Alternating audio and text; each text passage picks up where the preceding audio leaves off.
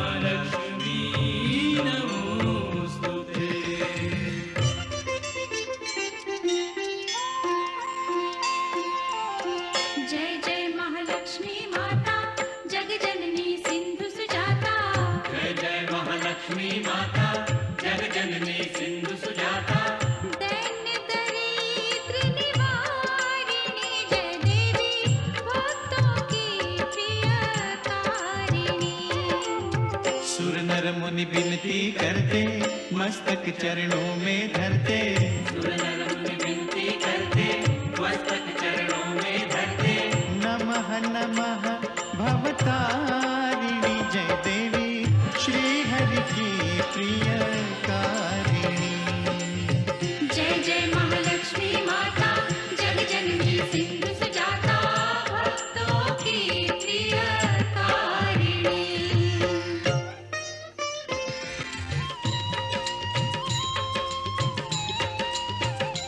महालक्ष्मी विविध स्वरूपा, महाकाली सरस्वती दुर्गा, वैष्णव देवी कामाक्षा, विंध्यवासिनी योग माया, तुम त्रिपुर सुंदरी माता।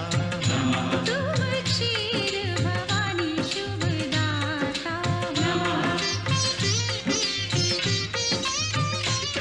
तुम्ही नव दुर्गा, तुम्ही दश विद्या, तुम्ही नव दुर्गा, तुम्ही दश विद्या, तुम्हारी माया न जाए जानी। महालक्ष्मी जगत कल्याणी। तुम्हारी जय हो माता रानी। सुनत शुभ कथा, जाए दुख व्यथा। तुम्हारी कृपा, तुम्हारी दया, मांगे हम पृथ्वी लोक के प्राणी। महालक्ष्मी जगत कल्याणी। तुम्हारी जय हो माता रानी।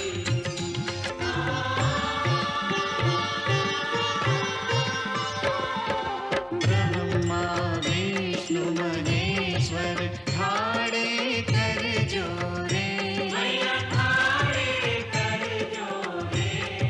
शेष सुरेश नारद, गुण गावे तोरे।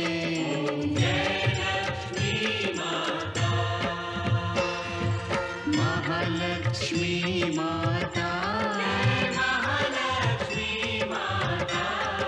सदा निभाना हमसे, स्नेह भरा नाता। जय लक्ष्मी माता, जय लक्ष्मी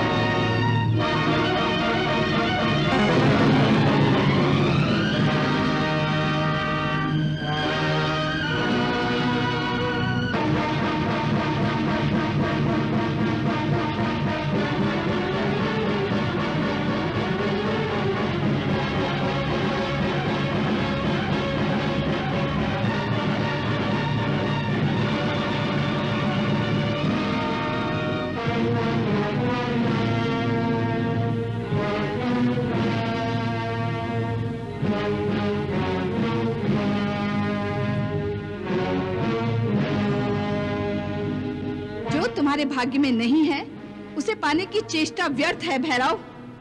जो मैं पाना चाहता हूं उसे मैं पाकर ही रहता हूं। तुम अपनी इच्छा से मेरे साथ नहीं आना चाहती, इसलिए मैं तुम्हें बलपूर्वक उठाकर ले जाऊंगा और तुमसे विवाह करूंगा।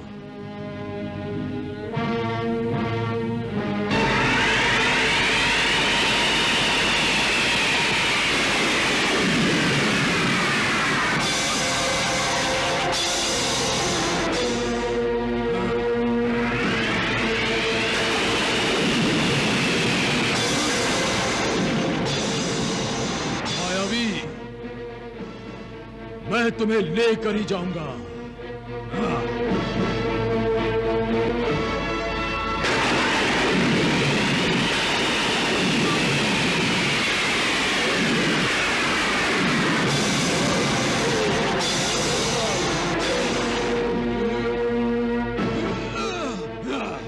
मैं तुझे नहीं छोड़ूंगा वैष्णवी, मैं इस अपमान का बदला अवश्य लूंगा। पिताश्री, मेरे इस जन्म के उद्देश्य को देखते हुए मेरा वर भी ऐसा होना चाहिए जो मेरे जन कल्याण के उद्देश्य की पूर्ति करे, या फिर उसका भी उद्देश्य जन कल्याण हो और मैं उसके उद्देश्य की पूर्ति में हाथ बटाऊं। तो क्या ऐसा वर नहीं मिल सकता? मिल सकता है। ऐसा पुरुषोत्तम वर इस संसार में है भी।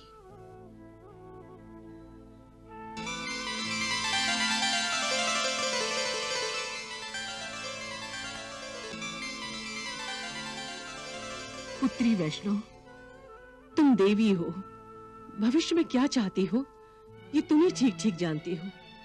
बस हमें इतना बता दो कि हमें क्या करना है। हाँ पुत्री। पिताश्री, आप समुद्र तट पर जहाँ मैं बताऊंगी आप वहाँ मेरे लिए एक तपोवन बना दीजिए। तुम्हारी इच्छा सर आंखों पर। तुम जहाँ चाहती हो तपोवन बना दिया जाएगा।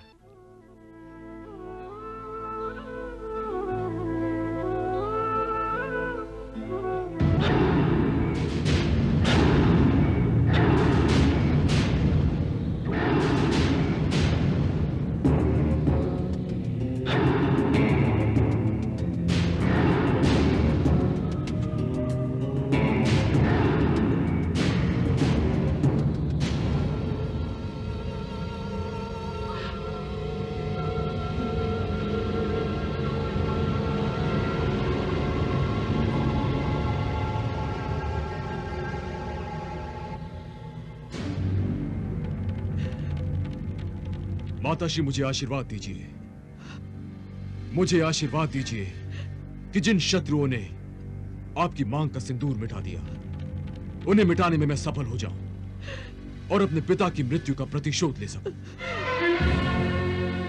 प्रतिशोध की भावना को त्याग दे पुत्र। प्रतिशोध के पथ पर पग धरने वाला पथिक स्वयं अपना शत्रु बन जाता है। तुम क्यों अपने ही प्राणों के शत्रु बन रहे हो पुत्र? क्यों? माताश्री, आप अपने आंसू बहाकर मुझे निर्बल बना देना चाहती हैं।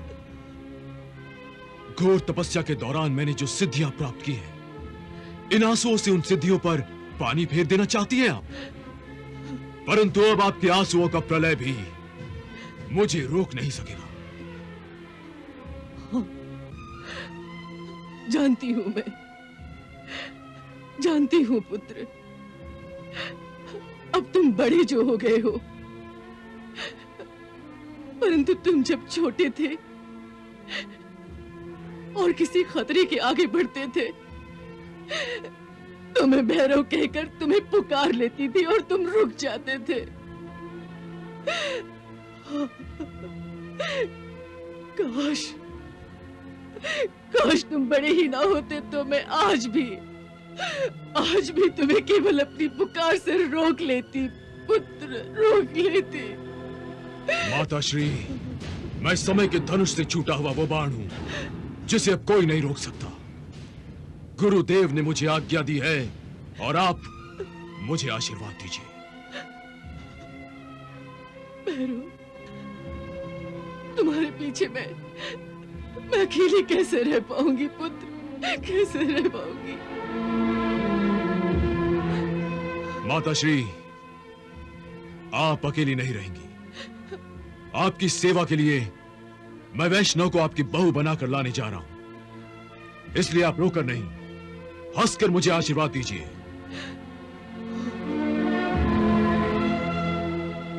मुझे आशीर्वाद दीजिए माताश्री कि मैं विजयश्री और वैष्णवी को लाकर आपके कदमों में डाल दूं।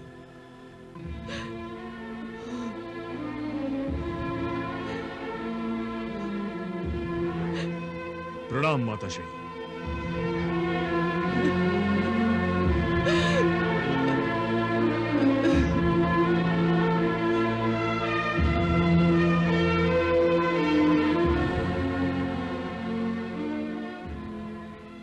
हे मातेश्वरी, हे जगत माता महालक्ष्मी, मैं पहले ही अपना पति खो चुकी हूँ, परंतु अब मुझ में अपना पुत्र खोने का साहस नहीं है मातेश्वरी, मुझ में साहस नहीं है।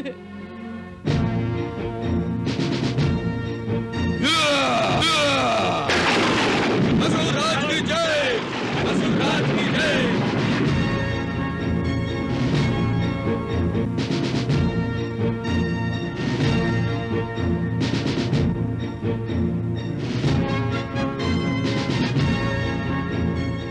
आज मैं इस राज दरबार में जो सबसे महत्वपूर्ण बात सुनाना चाहता हूं, वो आप सभी के लिए चिंताजनक है। हमारे परम शत्रु दिवंगत महाराज दुर्जय का पुत्र भैरव अपने पिता की भांति हमसे अपनी परंपरागत शत्रुता को निभाते हुए अपनी एक विशाल सेना लेकर निकल पड़ा है और आक्रमण करने के लिए हमारे राज्य की ओर बढ़ रहा है।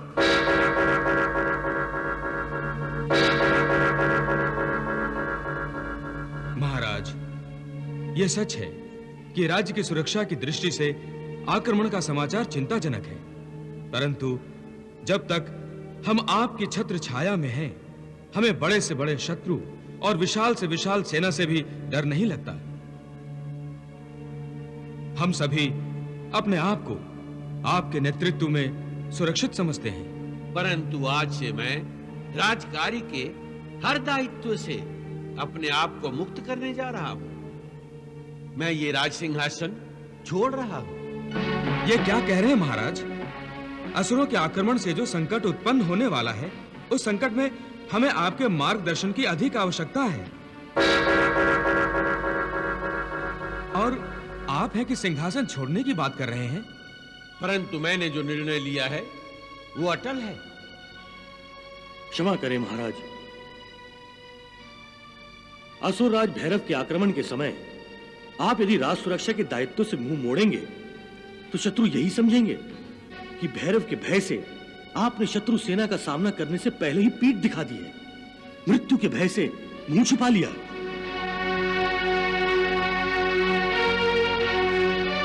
संकट और मृत्यु को अपने सामने देखकर वो लोग भागते हैं जो कायर होते हैं, परंतु मैं इस राज्यसभा में अपने आप को न कायर कह सकता हूं न शूरवीर। ये निर्णय तो आप सभी को लेना है। बताइए प्रजाजनों, इस सिंहासन पर बैठकर आपकी सेवा करने वाला आपका ये सेवक क्या कायर है? नहीं महाराज। क्या वो मृत्यु से डरकर भागने वालों में से है? नहीं महाराज, नहीं। क्या वो संकट से भयभीत हो जाता है? नहीं महाराज, नहीं। परंतु आप तो सर्वगुण संपन्न हैं, इसलिए इस सिंहासन पर आप ही को विराजमान रहना चाहिए। नहीं महामंत्री, अब मुझे ये राज सिंहासन छोड़ना ही होगा। महाराज, कोई युवराज न होने के कारण कहीं आप देवी वैष्णव को तो इस सिंहासन पर नहीं बिठाना चाहते? यदि ऐसा है तो सिंहासन पर तो क्या, देवी वैष्णव को हम सराखों पर बिठाएंगे। हाँ महाराज, हम आपके स्थान पर देवी वैष्णव को देखना चाहते हैं। हाँ, हम देवी वैष्णो को ही सिंहासन पर देखना चाहते हैं। नहीं, ये संभव नहीं है।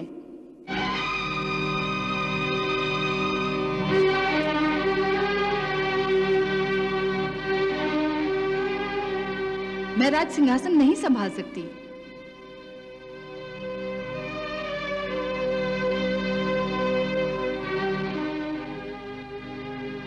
परंतु क्यों देवी? मैं प्रजा के मन के राज सिंहासन पर बैठकर ही प्रसन्न हूँ। आप राज सिंहासन पर बैठकर लोगों का उद्धार कर सकती हैं, जो आपका उद्देश्य है। मैं जन कल्याण के उद्देश्य से ही राज सिंहासन को स्वीकार करने से इनकार कर रही हूँ। मेरा जन कल्याण का उद्देश्य राजपाट द्वारा किए जाने वाले उद्देश्य से कहीं बड़ा है। मेरी इच्छा है कि मैं आध्यात्मिक उन्नति के लिए काम करूं। ये काम सिंहासन पर बैठकर नहीं किया जा सकता। इस काम को संपन्न करने के लिए मुझे स्वयं अपने आध्यात्मिक ज्ञान को बढ़ाना होगा। इसीलिए मैं तपोवन जाकर तपस्या करना चाहती हूँ। नहीं देवी नहीं, आप हमें छोड़कर मत जाइए। देवी हमें छोड़कर मत जाइए, हमें छोड़कर मत जाइए। क्षमा करें देवी, असुरों के आक्रमण के समय महाराज और आप दोनों हमें छोड़कर जा रहे हैं। भला प्रजा को संकट के समय छोड़कर जाने में कौन सा जन कल्याण निहित है? सेनापति जी, मैं किसी को संकट में छोड़कर नहीं जा रही हूँ। मैं तो संकट को यहाँ से दूर ले जा रही हूँ। असुर राज भैरव मुझे बंदी बनाना चाहता है। यदि मैं यहाँ से चली गई तो वो भी मेरे पीछे आएगा और युद्ध के कारण इस राज्य पर जो संकट आने वाला है वो टल जाएगा। नहीं देवी नहीं, हम अपनी सुरक्षा के लिए स्वयं आपको संकट में छोड़ दें, यह भी तो उचित नहीं है। इसकी चिंता करने की कोई आवश्यकता नहीं है। मैं पिताश्री और माताश्री को लेकर यहाँ से जा रही हूँ।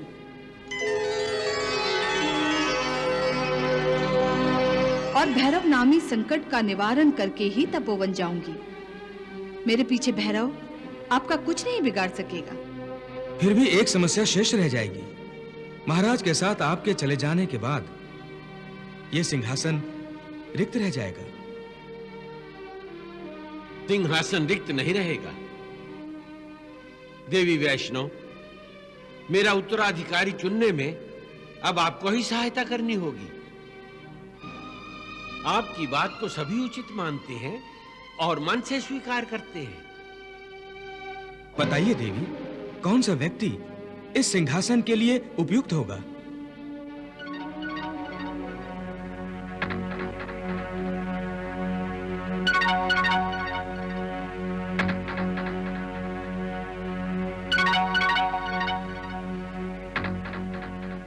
बताइए देवी। आप महामंत्री जी, आप। मैं? हाँ, आप ही सिंहासन की शोभा बढ़ाएंगी, इसलिए कि आपसे अधिक उचित और उपयुक्त व्यक्ति और कोई नहीं है। नहीं देवी नहीं, भला मैं इस कार्यभार को संभालने के लिए योग्य कैसे हो सकता हूँ? महामंत्री जी, राजकुमारी वैष्णवी का कहना अत्यंत उचित है।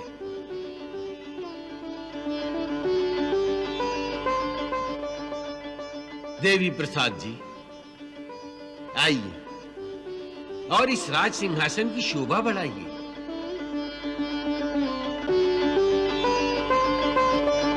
आइए।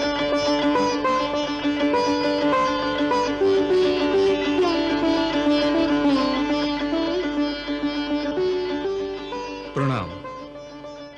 आयुष्मान भव।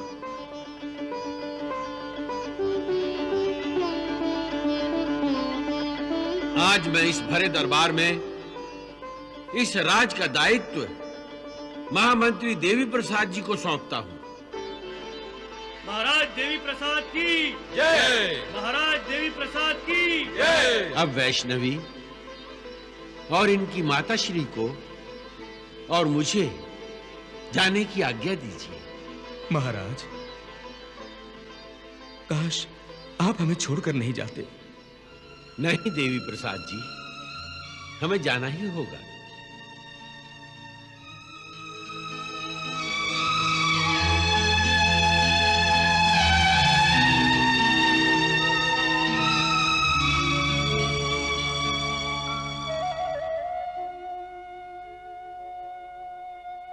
चलो वैष्णो। चलिए।